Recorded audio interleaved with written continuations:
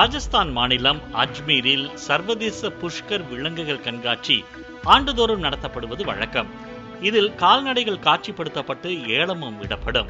இந்நிலையில் கண்காட்சியில் இடம்பெற்றிருந்த 1500 கிலோ எடை கொண்ட அன்மோல் என்கிற எருமை மாடு பார்வையாளர்களை கவர்ந்துள்ளது.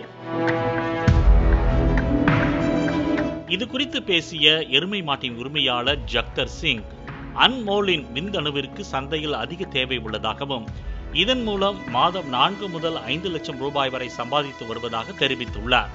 தினசரி உணவில் 4 கிலோ மாதுளை, 30 வாழைப்பழங்கள், 20 முட்டைகள் மற்றும் 1/4 கிலோ பாதாம் மற்றும் தீவனம் என தினசரி 1500 ரூபாய் செலவாவதாகவும் ஒரு நாளைக்கு 2 முறை குளிப்பாட்டி கடுகு மற்றும் பாதாம் எண்ணெய் மூலம் மசாஜ் செய்யப்படுவதாகவும் தெரிவித்துள்ளார்.